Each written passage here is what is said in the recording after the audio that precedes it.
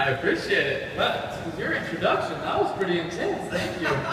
You know the funny part actually about that story he was telling about when I met Willie is when I actually finally met him after we saw, you know, my healthy side and then his junk food side. When I actually met him, we were talking and we were laughing because he had me rolling for like 15 minutes and I said, well, what did you really want? He was like, what I really wanted was Cheez-Its. I just didn't know how to spell it. But it's been fun over the course of the last while getting to know the Robertsons, the whole family.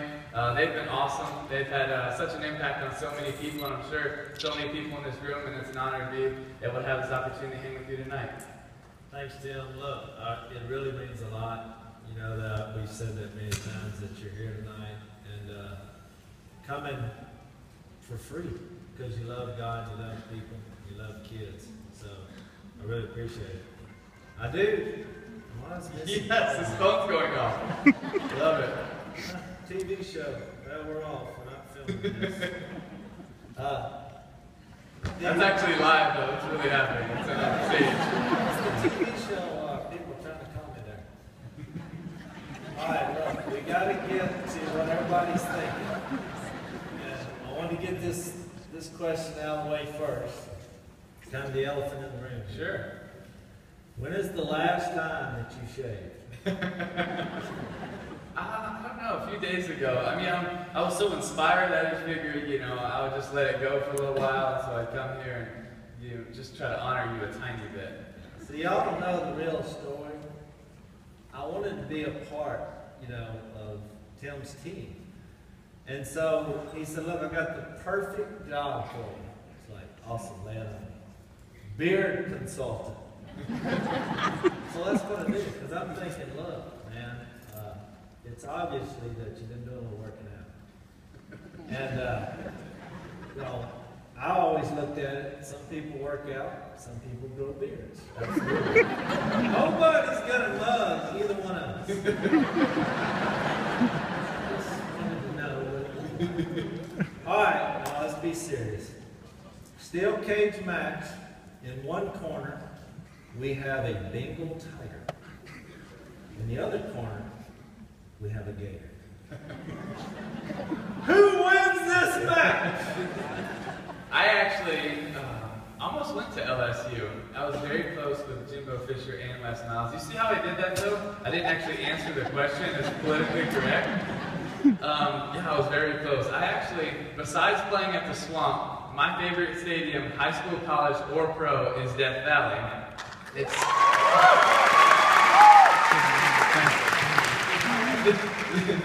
there are many stadiums that you go play in where they actually chant "F you Tebow," so it's pretty intense. Actually, the last time we played in Death Valley, we were getting off the bus and we were going through the whole crowd section and we were going to find our parents because the last thing we do is we, you know, hug our parents, or, you know, coaches hug their wives and our family, and then we walk into the stadium. Well, I'm always right behind Coach Meyer. He gets off the bus first, and I'm right behind him, so we're walking in, and all the LSU fans are booing us. Well, finally we get into like the safe zone, where it's just our family and security and everybody like that. So Coach Meyer's sitting there hugging Miss Shelley, I'm hugging my mom and dad. He turns around. Well, we didn't happen to notice that two LSU fans snuck into the family zone. So he's hugging Coach Miss Shelley, and he turns around. This LSU fan has two pitchers of beers behind him. And so he turns and he pours it on Coach Meyer. And his friend, the other one who snuck behind there, was actually like videotaping it. So all this beer is poured on Coach Meyer in his suit and tie. And Coach Meyer's like so upset, and he turns and he looks at him, but obviously he wasn't going to do anything. He controlled himself. But needless to say, we needed no more motivation for that game. And that helped us. So. Well, look. I've told you I'm kind of an LSU fan, but, you know, what I tell everyone is I can love Louisiana, but I'd rather watch the game sometimes on my couch, because I realize it does get a little crazy. But you had a way of quietening the crowd. And really, you know, your faith is so inspirational to people who know what happens at a ball game and what happens in locker room. So, what I wanted to ask you is, you know, a lot of these coaches and some of the questions that people asked me to ask you, they were like, how do you get someone to be so competitive? And how do you motivate someone? I mean, you were telling me last night about, you know, part of your workout when you were in Florida, you would run the stadium and make sure that you touch every bleacher, you know, in your workout. I was like, that's a lot of seats. But, so what would you say about that as far as where do you think that being a competitor Well, for me, I had to start competing at a very, very early age. When I was in my mom's womb, my mom had a lot of trouble with the pregnancy, and all the doctors, actually at first they thought I was a tumor. And just to show you how supportive my brothers and sisters were, they nicknamed me Timmy the Tumor once I was born. So I had to work that one off for a while, but there was a lot of struggles and complications with the pregnancy, and all the doctors told my mom she needed to have an abortion, and my mom just trusted God's plan for my life and her life, and I was born, I was malnourished, but I made it for it pretty quickly, and ever since then I've been extremely competitive and been competing in everything I've done, and also being the baby of 5, you're just competing to get food off the dinner table, and everything we did, from Monopoly to Risk to playing outside, whatever it was, we competed. And I even remember when my parents signed me up for my first sporting activity at Normandy Ballpark. I was 4, about to turn 5, and I was playing T-ball, and I couldn't wait for my first game. I was on the White Sox, and I got number 35, just like Frank Thomas, and I show up to the ballpark, and absolutely everything is about winning. And you know, half the kids, they're just trying to find a 4-leaf clover in the outfield, and the other half can't wait to like try to get like a grape snow cone. And for me, it was all about winning. So right before we take the field, Coach Langley, who was our coach at the time, he gathers us all together and he says, okay guys, now it doesn't matter whether you win or lose, it's only about having fun. I was looking at him, what the heck is this guy talking about? And so I yanked on his shirt and I say, no coach, you're wrong. He's like, what? I said, it's only about winning. That's when you have fun.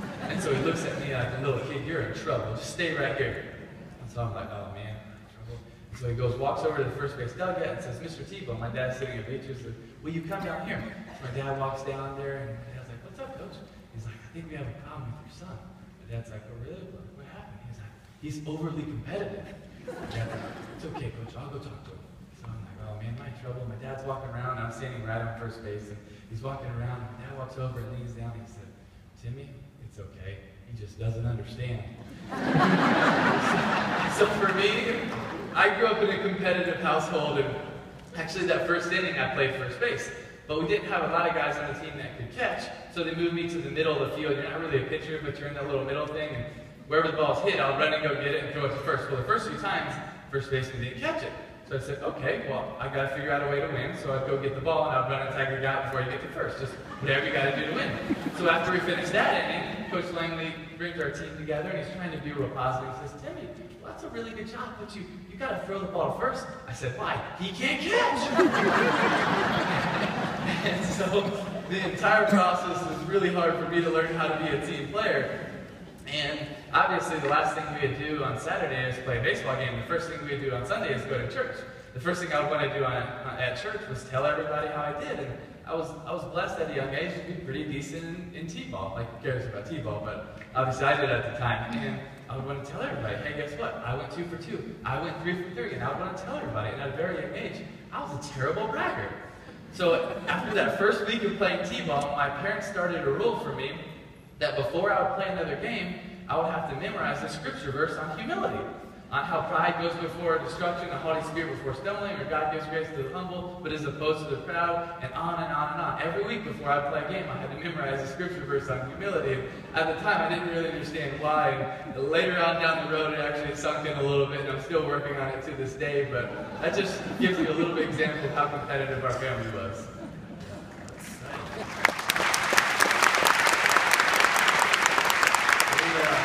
Shared a lot of stories back and forth of some of the dumb stunts, you know, me and my brothers pulled. I doubt it. You did that? It's pretty bad. I mean, my dream in life was to have Willie coming across the middle, because at my house, if you broke bones or caused bloodshed during the course of the game, it was okay. If you just fought and it happened, everybody got their butt whooped severely. But if it happened in the game, my dad, it's okay. Part of the game. So you tried to figure out ways to punish, ultimately, while you won. But what I wanted to ask you next is, you know, it was a blessing for you to ask my family to come be a part of your foundation, the yearly function that you put on, this golf tournaments, auction. It was actually a life-changing moment, you know, for me and Missy, and I've told you that. But it made me think, you know, what are some of the life-changing moments? And I know that we've talked, and there's a lot of them, but some that you can share, because, you know, especially when you are talking about kids, there's just moments where we have these decisions and things happen in our circumstances, wherever it is, that we need to make a good decision. There's been so many life-changing moments in my life, but first one that I thought of was actually when I was 8 years old, and my parents were missionaries, and my dad would travel back and forth a lot.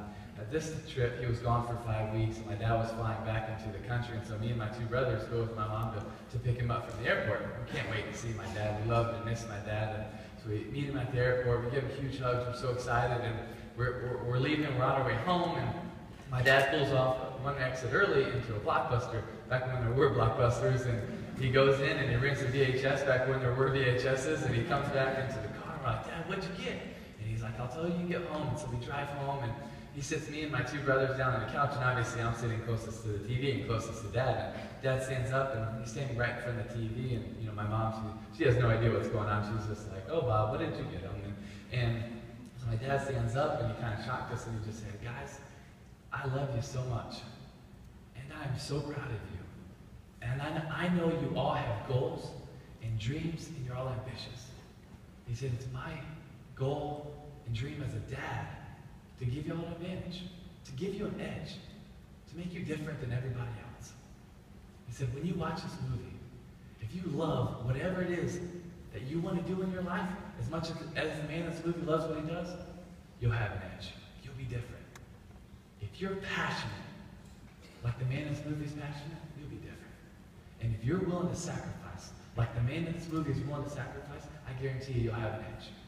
And people will want to be around you. Because boys, there aren't a lot of people that love what they do, that are passionate about what they're doing, and are willing to sacrifice for it. And if you do that, people will want to be around you, and you'll be different. And then he played the movie Braveheart for us. And yes, it was a little much for an 8-year-old, I'll give you that.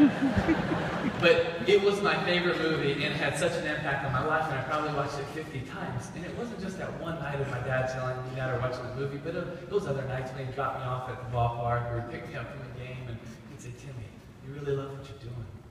Are you really passionate about it? Are you sacrificing for your dream? See, I love the game of football. I did, I loved it. I still love it. I'm passionate about it. You see, we could all watch a highlight video. We could all get excited, motivated, and hyped.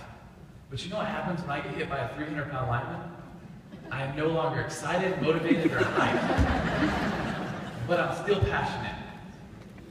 What is it in your life that when you get hit by an obstacle that's bigger than yourself, that you might no longer be excited, motivated, or hyped, but you're still passionate about it? What is that in your life? And then when you find it, are you willing to sacrifice for it? Because when you find that, you will be different. You will be contagious. People will want to be around you. Because we all know so many people in our life that they show up for work on Monday and then they have a terrible attitude. Man, I can't wait till Friday. So many people in life. But when you find that person that shows up on Monday and say, I'm glad to be here. I am so blessed today. Man, what did that person drink for breakfast? Like, this is impressive. Like, you want to be around that person. Find something that you love. Find something that you're passionate about. Find something that you're willing to sacrifice for. You see, for me, it was a game of football. I loved it. I still love it. I'm passionate about it. And I sacrificed so much. Be the first one up. Be the last one up. Be the first one there, the last one to leave. Blood, sweat, tears, it didn't matter. I was willing to do whatever. I would run through a brick wall to be the best I could be. Sacrifice whatever I needed to. But you see, the question about that is, if I was willing to do that for the game of football, what am I willing to do for something that actually matters? You see, we all love football. At least probably most of us love football. We're passionate about it. But at the end of the day, it's just a game. Yes, there are awesome rivalries, and there are so many exciting moments, and it's great. It's something I love. But at the end of the day, it's just a game. And if all I do is win or lose games, win or lose championships, and I'm known for playing football, I would consider my life a failure. What do I do that actually matters? You see, if I'm willing to do all that for a game, what am I willing to do for my relationship with Jesus Christ? What am I willing to do for the people that are around me that are actually hurting? What am I willing to do for my neighborhood, my community, my school? What am I willing to do for something that matters?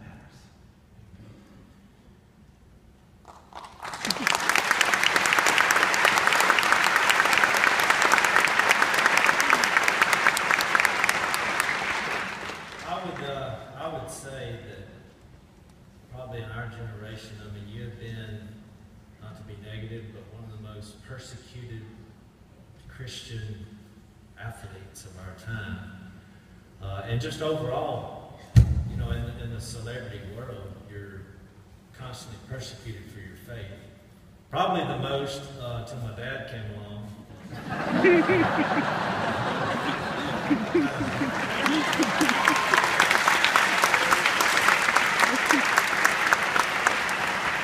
He appreciates that. But I just feel like, and the reason I want to ask this question is because I remember what it was like to be a kid, to be, you know, I poured my heart out today to you. You know, when I was a 16-year-old kid who had surrendered his life to Jesus, I was still scared of what people were going to think. And it took me a while to bow up and say, here's what I believe and I'm proud of it, because I was scared of persecution. So what would you say, one, to the kids about that, and just how do you handle that? I would say for me, you have peace. In the world, you have tribulation, but take heart, I have overcome the world, John 16:33. And Jesus doesn't say that it's going to be easy, but he does say it's going to be worth it. And for me, that's something that I've always tried to keep in mind. And, you know, it's not about being perfect, because we're not. It's not about trying to be perfect. It's not about even being better, because we're all going to fall short, we're all going to fail, we're all going to mess up every day. But it's about realizing who is perfect, and that's Jesus Christ. And he wants a relationship with you, and he wants to have an intimate relationship with you and make a difference in your life. So if we think we're going to get better on our own, that's just not going to happen. But through him, we can grow. Through him, we can make a difference in people's lives. And you know, it doesn't have to be all day, every day. But we have to somehow focus in our life on things that matter. You know, one example was at the University of Florida. I was very blessed. My freshman year, we won the national championship. My sophomore year, I won the Heisman Trophy. My junior year, we won another national championship. Coming back for my senior year, when we gathered together as a team, we broke it down to best ever. Because we really thought as a team, we have a chance to be the best ever. Win 3 out of 4 national championships. Not many teams have ever done that. That was something that was our goal. It was our dream. We said, we can do this. We can be one of the best teams to ever play college football. We were so excited about it. We worked so hard for it. We started that season #1 in the country. We went undefeated. We're playing Alabama in the SEC championship game. And if you're an SEC fan, which I'm sure most of you are, you believe that when you win the SEC championship, you're probably going to win the national championship. And we really believe that. We believe that in playing Alabama, we believe that was a national championship game. And we went into that game with such high hopes and promise. Be one of the best teams ever. And you know what? We failed. We fell short. And it hurt. It did. I put so much into it, and we lost. And I was so disappointed. I was so upset. And I had a terrible attitude. That whole next week, I was probably miserable to be around. That next weekend was the college football awards. I had to show up. I was up for about 6 awards that year.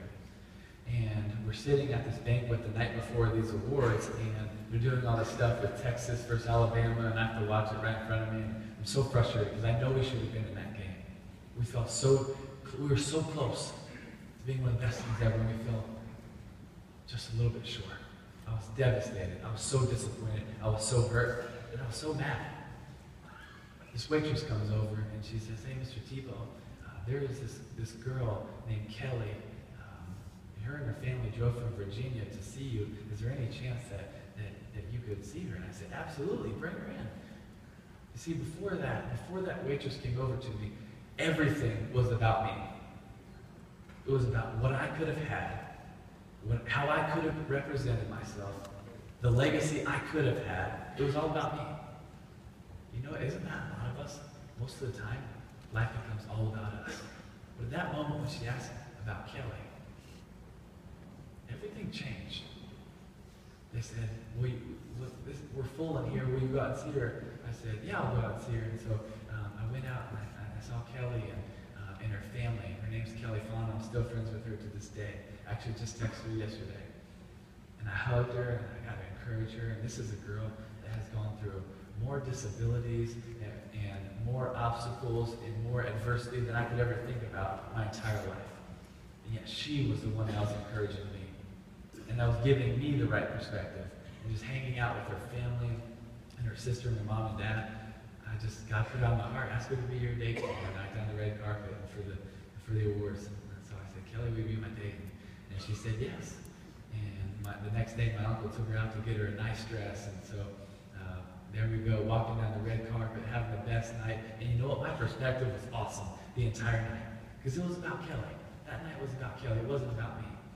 And so we go, and we sit down, and the awards start. And then the first award for me is up. And you know what? I lose. And then I lose again. And then I lose again. And then I lose again. And then I lose again. And it's about time for the 6th award. And I was 0 for 5.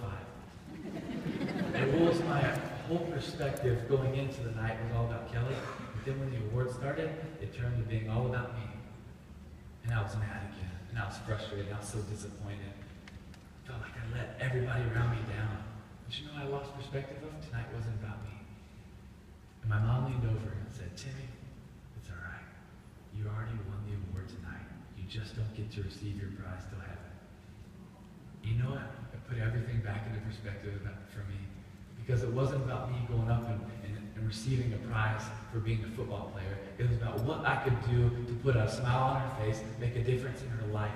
Because that's why I was there. That's why I believe I was there. And so many times in our life, we lose focus on what mattered. Well, what mattered that night wasn't me winning a prize. It was me investing in her life. We got to think about in our life what really matters. And when we stop thinking about ourselves, we can start focusing on other people. And you know what? I fall short, and I do that all the time.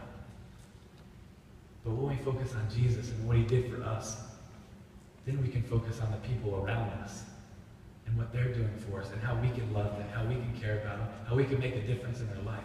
Because honestly, I believe that's what we're here for. We're here to love God and love people. And it sounds so simple, but it's just not easy. Because we get in the way. So we can put ourselves aside and say, you know what? God, I'm here for your purpose. What do you want to do in my life? How can I help the people around us? Then I think that we'll have the peace that God intended for us.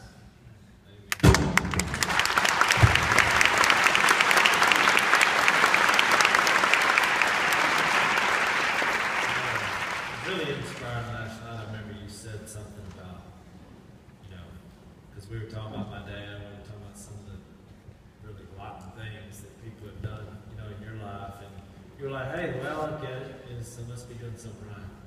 And I just thought, that's incredible. I mean, because, with your priorities in the right place. And even though, we don't have a lot in common, I guess, as far as, a lot of our differences and things we do.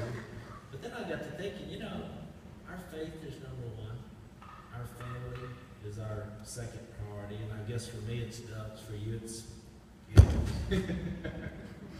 That was Gators.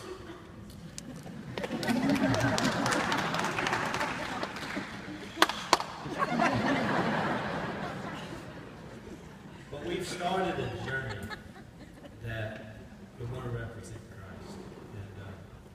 And you're reaching tons of people. And I think we all get to this point in our life, and even, some of our football coaches out here, they always talk about finish strong. And you know, when you look at our faith and our journey in Christ, it really is just as important how we start and how we finish. You know? That beard is seriously getting in the way. Yeah, mine's and beards, they don't go well together. Neither does ice cream or melted butter. But you just live with it, you know? So, in closing tonight, and, you know, within mind, what we're doing here with a Christian school, and you know, I told you, I was blunt. I said, look, this school has been real successful, especially in the past few years. We've won state championships in multiple sports. It's like, but you know, I never want anyone here on faculty or any student to lose sight of the great picture. Because look, the evil one tempts us not only with pain or pleasure, but also, you know, with good times, with success and pride, like you just talked about. So, I wanted to ask you, you know, to share what it means to finish strong. Well, for me, that's one of my life goals. Going into my junior year at the University of Florida, Coach Meyer gathers our team together and he says, guys, this year we're going to be a team that finishes strong. He said, why? Why are we going to be a team that finishes strong? Because to be a team that finishes strong, you need perseverance, determination, and focus. You see, all the other teams we play this year, they're going to have the same talent, the same size, the same ability, the same strength. What's going to set us apart? The ability to finish strong, that perseverance, that determination, that focus. So all off season, we had finish strong on our shirts, finish strong on our shorts, finish strong all over the weight room. And every time we did something, it was all about finishing strong. The fourth quarter, overtime, finishing. That was our goal, that was our motto, that was our rallying cry. And we get to the regular season and we really do, we finish strong. We had one of the biggest fourth quarter margins in the history of the NCAA, and we were really good in the fourth quarter because we practiced it and we trained for it. And that was our mindset. We wanted to finish strong. In fourth quarter overtime, we wanted to be the best because we wanted to train for it, and we did train for it. Playing in the SEC championship game, we fell behind going into the fourth quarter. We rallied back and we won, and we were going to play in the national championship game 6 weeks later. And Coach Meyer gathers us up before we take the field and he says, guys, I'm so proud of you. I'm so proud of you. You have finished strong up until now. But so much will be forgotten if you don't finish strong tonight. So much will be forgotten. So we take the field, that was our rallying cry, and we go into halftime tied. And some of you might have seen it. I gathered our team together and I said, guys, we got 30 minutes for the rest of our lives. We're not guaranteed any more time than that. We have 30 minutes for the rest of our lives. We have to choose to finish strong tonight. So we take the field, and the game goes back and forth, and we're tied in the fourth quarter, and we go up 3, and we get the ball back, and a few minutes to go, and we drive down the field, and I hit David Nelson on the jump pass to score, and I look up, because I'm so focused on the game, and I look up after I hit the jump pass to score, and I realize there's only a minute something to go. We just went up 10.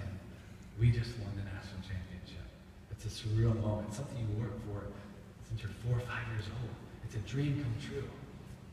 Surreal moment. I just say, thank you, Lord. I take off my headset, and I take off my helmet, and I start walking to the sidelines, and I see Coach Meyer walking towards me. This was very different for Coach Meyer, because if you know him, for him it's always focus, the next thing, kickoff, defense, what's next. But right now it's just a little bit different. He's walking towards me, he pulls off his headsets, and he starts getting emotional, and his arms are open wide, and he walks up to me. And he squeezed me, and he hugs me, and embraced me, and he starts to cry, and he says, Timmy, I just want you to know, I love you. I am proud of you. You finished strong. You see, for me, being an athlete, him being a father figure, that meant the world to me. Because he gave us a command. He asked us to do something, and we followed through. We finished strong for him on that night and that season, and it meant a lot to me. And that night, after all the celebrations and all the parties were done, I was in my hotel room at 4 or 5 o'clock in the morning by myself, and I'm just sitting there on the couch, and I'm thinking about everything that transpired in my life that night, but really I'm thinking about my time with Coach Meyer and the impact that it had on me. And I started thinking, and I kind of come up with my ultimate goal of what I want my life to mean, what I want my life to represent. I'm standing before my Heavenly Father, who has given us a task. He has given us a command, and He has asked us to finish strong. How awesome would it be for the God that created every single one of us and wants a relationship with every single one of us to pull off His headsets and run in this world, arms open wide, to squeeze me and embrace me and say, Timmy, I just want you to know, I love you. I'm proud of you. You finished strong. You see, for me, that would mean everything.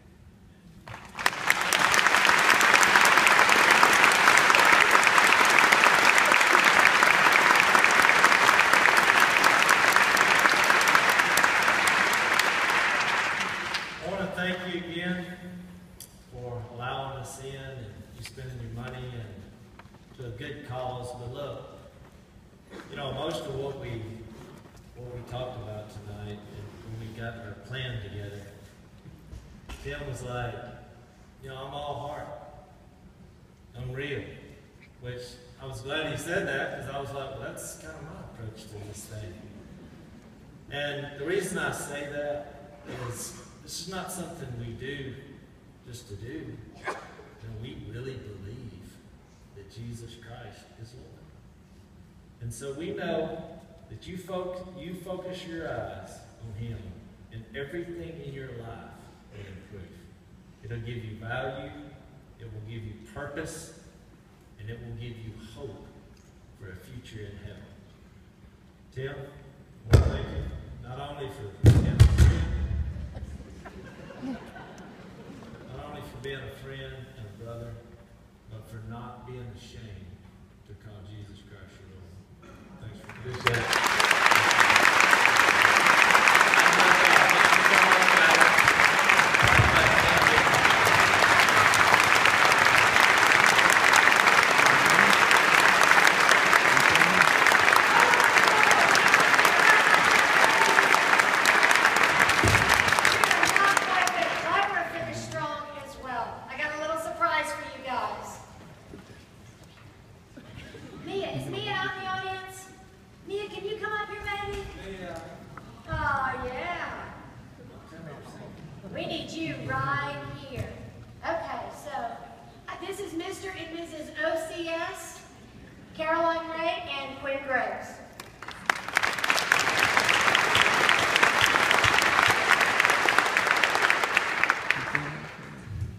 The students of Landis would like to present without thanks to the Mia movement.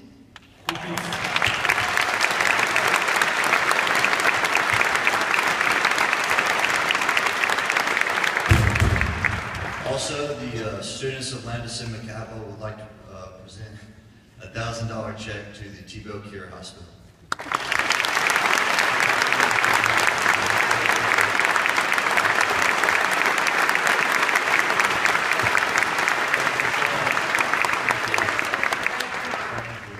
God bless y'all so much. Thank you for having us. Thank you.